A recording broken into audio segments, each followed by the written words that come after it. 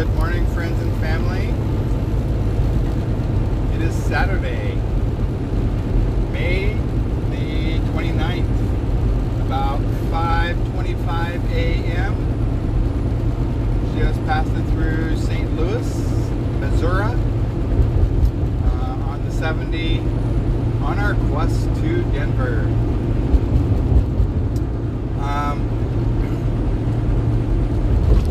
Not a whole lot going on. It's been a little rainy tonight. I started driving, let me see, about 5 hours ago.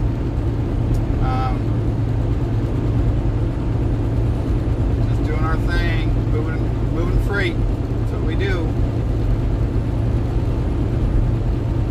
Since I'm going the other direction, the sunrise is actually behind us. So, not able to show you that. But, you can see the clouds. It looks like a little cloudy. I don't know. I looked on my NOAA app, and I don't see that it shows that there's a lot of rain, but it's been raining. It's like weird. It's not been like rain. It's been like a really heavy mist. More than a rain. So I don't know. Is that a drizzle? To me, a drizzle is still, it's like rain, but it's just sparse. This was like really heavy mist that was hitting the window. I was off to have the wipers on, but it wasn't like rain like hitting the window. So I don't know. Anyhow, this fool gonna cut in front of me pretty close. Good job, Mr. Tanker. Gonna make my cruise control freak out.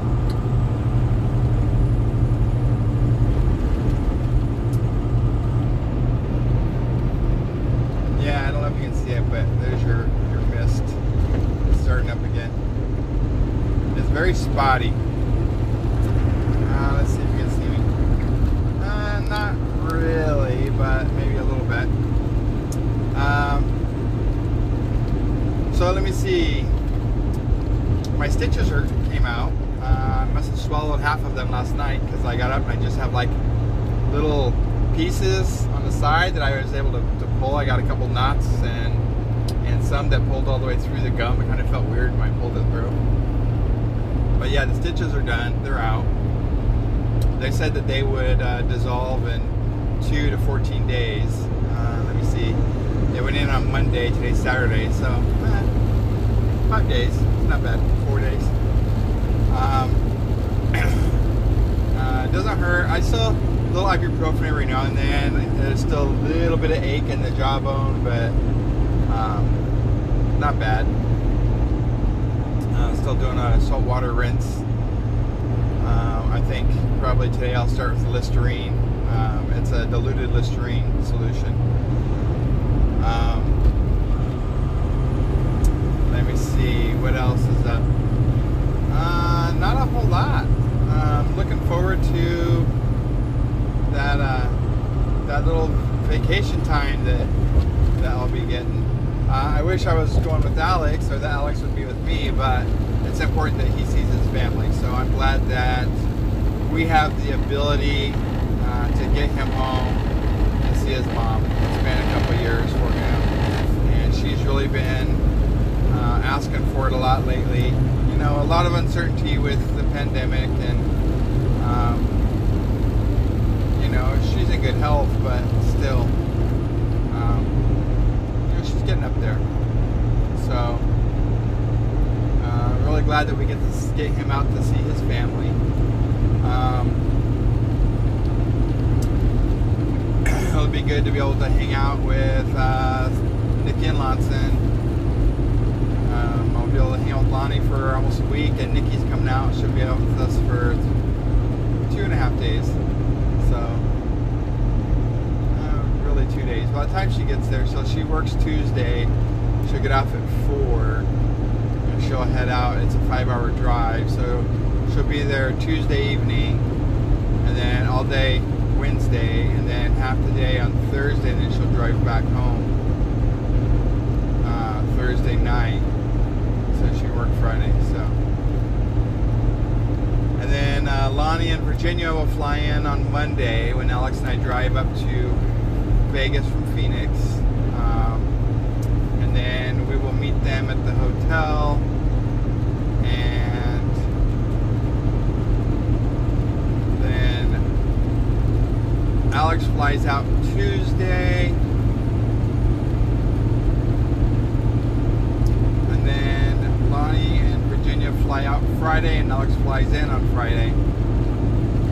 And then Saturday morning we'll check out of the hotel, drive back to Phoenix, and then we will be ready to head out Saturday evening back to work. So it'll be fun.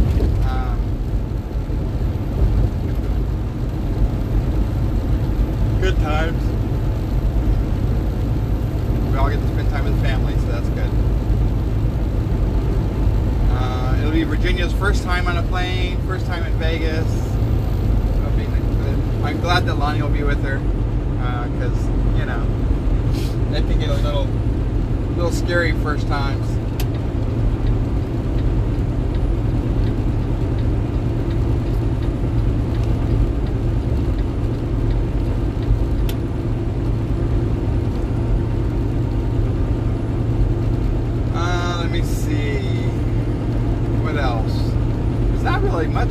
Much else. I listened to the news today. Nothing really changed. A lot of political stuff. Oh, the one thing weird is like Florida is trying to pass a law that would allow Florida residents to hold social media companies liable up to $100,000 for stifling their voice. Which would allow former President Trump to sue Twitter. That's kind of what I got out of that. I don't know a whole lot about the ins and the outs and the details, other than it's probably they're going to take it to court and it's probably going to go to appeals. The media company, the tech industry, is saying that by doing that law, it's going to reduce the amount of protection that they have when it comes to viruses, spam, malware, ransomware. You are approaching a base station in 5.0 miles. Things like that. I don't know. I don't quite understand it all. That stuff I kind of skim over. It doesn't really apply to me. I don't know. Let me see what else. Still some hollering about voting laws in Georgia and Arizona. Probably some other places, I'm not sure.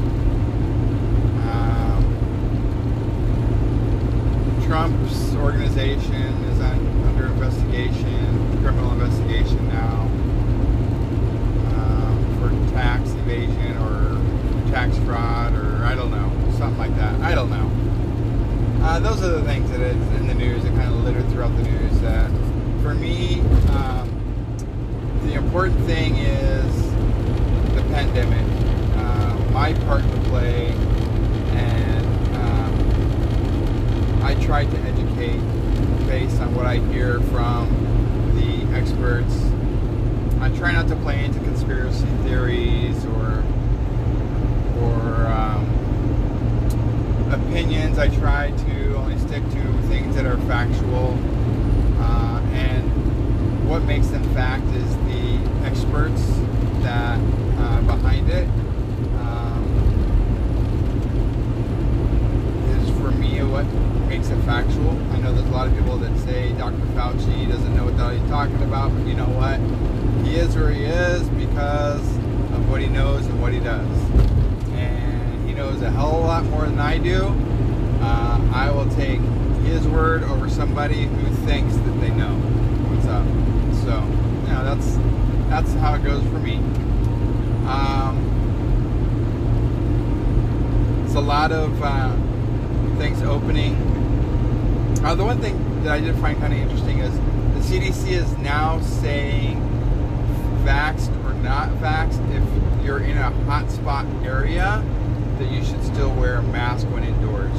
So a hotspot area would be like a state that has it's a hotspot, and it just makes sense. Because even though we may not, those of us that are vaxxed, we may not be able to get sick or at least show symptoms because we're vaccinated, doesn't mean that we wouldn't be able to spread. They haven't ruled that out, that we still may be asymptomatic. So for us to wear masks is smart, you know, because better safe than sorry. And so that's kind of my feeling behind it. Again, I'm not an expert, but when it comes to me and myself, Alex and I will continue. Okay, we got a bypass from the weigh station. Alex and I will continue to just follow the guidelines by the CDC and the medical experts. So, especially with us traveling, hitting so many states, so many areas, a lot of the carrier or the customers, both the shippers and the receivers, are very good with following the CDC guidelines, requiring PPE. We're approaching a weigh station in 1.1 miles. So yeah, it's I don't have a problem with there. If we were to be exposed, it would be at the truck stops that we stop at, where it's shared between we call them four-wheelers, which is the cars, civilian vehicles, and the professional drivers, which is the trucks. But it's because of that mix there. If we were to be exposed, I feel like it would be more, we have a better chance of being exposed in a public area than we do in the shipper receiver, the client's area. We're very, very good about it, about safety in general. You know, you don't go there without full-length pants on, without closed shoes, no flip-flops. You gotta have. We went the last place that we picked up, not this load, but the load that we had before that we took was actually at a mill, and we had to wear a hard hat and safety glasses as well as reflective vests while we were dealing with our trailer outside. So, you know, along with you have to have closed-toed shoes, you have to have long pants, no shorts, you know. So for the most part, they're pretty on top of their game. And that's the one that we did before this load, and that was when we were hauling big rolls of paper. We dropped it off at a packing shipping company, just like packing and stuff. So it's probably like packing paper. But these rolls of paper were huge. It looked almost like the kind of like that you'd put on a print for newsprint, but it was a little bit thicker paper. So that was kind of cool. And it was really cool, like waiting, because the logging trucks were coming in. Where I was waiting, Alex went in to go get the shipping paper. When I was waiting there, I was able to watch these trucks. They pull up. There's this big machine, and it goes up to the truck and it has a claw, and it grabs it, lifts it off the truck, put it over in this thing with this conveyor belt to pull the logs up, and it looked like it was shearing the logs and putting all that stuff through a chipper, and chips were coming out one side, and then like planks were coming out on the other side. It was just really cool. And then it looked like there was a discard thing that went over and then it re-chipped it. So chips were coming out in two different areas. And I mean, there were trucks after trucks after trucks after trucks. In a way, it's kind of sad to look at all those trees that are just being cleared away. But on the other hand, it's amazing to see the operation and how that works. It's crazy. But and then just to see the products. So the big thing that makes paper, it takes that chipped wood, and then this other thing like scoops it and it carries it in and to this big building. And a lots of steam coming out of this building. And then on the other side, the rolls of paper, they were coming out with the forklifts and bringing the rolls of paper over, loading it. So yeah, it's pretty cool. Then also they had lumber, there's like the 2x4s and 4x4s and stuff like that, that stacks and stacks and stacks and stacks of cut lumber, not processed yet, big piles of chips, and then big piles of processed wood, looked like it was 2x4s, 4x4s, you know, those things like that. And then the rolled paper was inside this warehouse place. So it was pretty impressive to see. I wish that it was daytime, I could have seen more, but there was enough lights there that, you know, it was pretty lit up. Anyways, it was interesting to see that and watch that process. I was there about maybe 10-15 minutes to be able to take all that in. It was pretty interesting, for sure. It smelled terrible.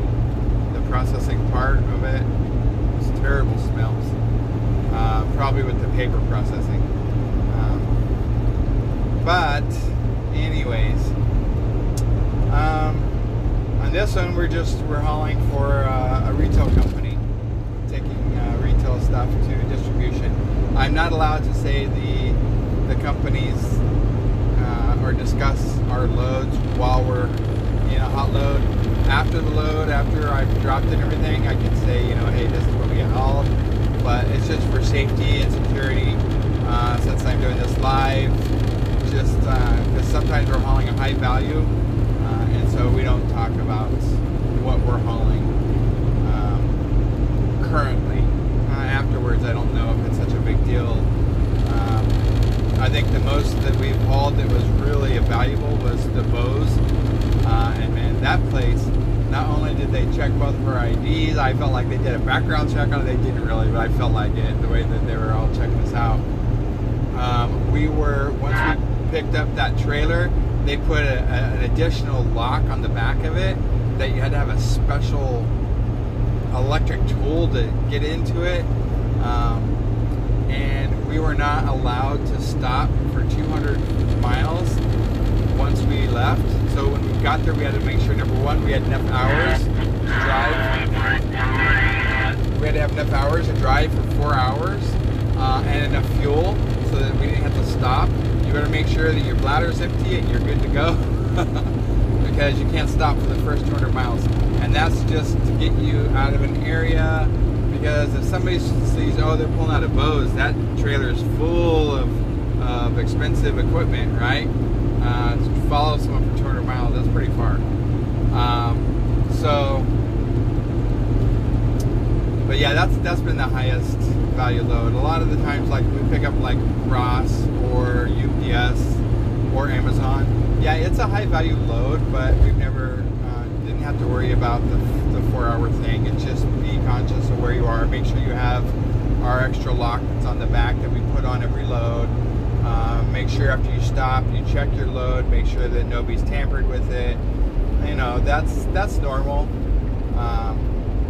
But still, we don't discuss who we're actually hauling at the time, just for security reasons. But anyhow, yeah, so this load is going to Aurora, and then we are going to go ahead and do our 34-hour reset, just because since we're going to be there anyhow, it's a holiday weekend, freight is light on the holiday. Rather than sitting and waiting and getting interrupted when we could actually be doing a reset, we're going to go and do our reset, get it out of the way, and then that way we'll be available either late Sunday night or early Monday morning for a load. It doesn't mean that we will have one right away, especially since Monday is the actual holiday, but at least we'll get our reset in so we have a fresh 70 when we do get a load, and we can run for another week without having to stop, because we need to continue to run as much as we can so that we take this week off. We're going to have a whole week with no pay since we are going Sunday through Saturday. When Alex goes to Mexico, we're actually taking our home time time starting that Sunday, so that we, number one, we make sure that we get into Phoenix on time. Number two, we have to get our DOT physical done because it's due in July, and we want to get those done at least 2 weeks prior to the date that they expire, so that we're not running into any issue. Because once they expire, we are done. We cannot run a load, we cannot move a load, we cannot do anything until that physical is updated in the DOT database. Because if we get pulled over and we don't have a valid current DOT physical, that's a huge violation and citation. And that's actually out of service, so they'll put you out of service if you get pulled in and checked. And so out of service means you don't move until it's taken care of. So we don't want to have to worry about that. So we will that Monday go ahead and we have a clinic right at the terminal, at Swift terminal. So we would have done it the last time we were in, but that was the plan. But when we went in to go get it done, the doctor actually had taken a couple days off, and so she wasn't there. So we'll do it on this next run. And then as soon as we're done with that physical, then we can head to Vegas. So we'll get our physical done, head to Vegas, and then probably meet Lonnie in Virginia. Like I said, they're flying in. They have a 5-hour flight. I think they will get there early afternoon, and I project that we will probably be there early afternoon. So lots of fun. Looking forward to it. We'll be able to spend the evening with Alex. And then Tuesday morning, we'll send Alex off to the airport. I don't like going to the airport, so I don't think I'm going to see people off and pick people up at the airports. Y'all can Uber from the hotel, to and from the hotel,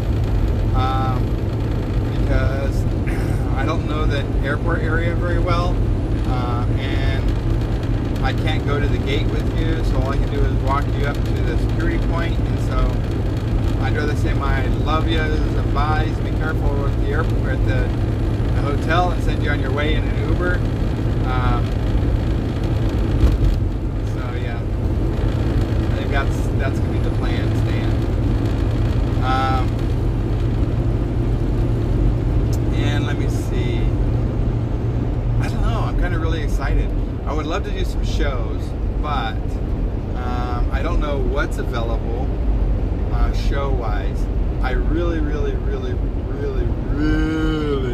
want to see a Cirque du Soleil. Now, Alex is saying that they went out of business, but at the Treasure Island, I'm seeing Cirque du Soleil Mystique, or Mystique, I think. It's the adult show. It has some nudity in it, but I really would like to see that.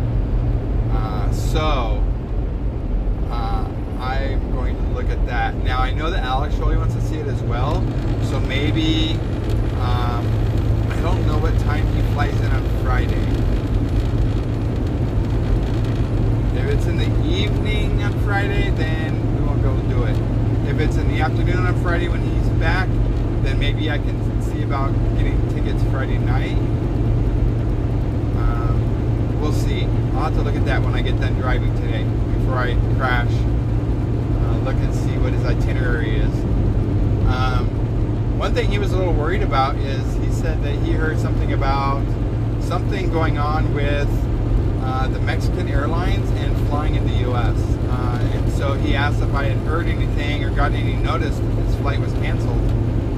And I hadn't heard anything on the news about that, or anything. His flight did get moved a half hour early on his way back from Monterrey to Mexico City, instead of leaving. Oh yeah, he is coming back early, because it was leaving, instead of 6:30 a.m. it'll be leaving at 6 a.m.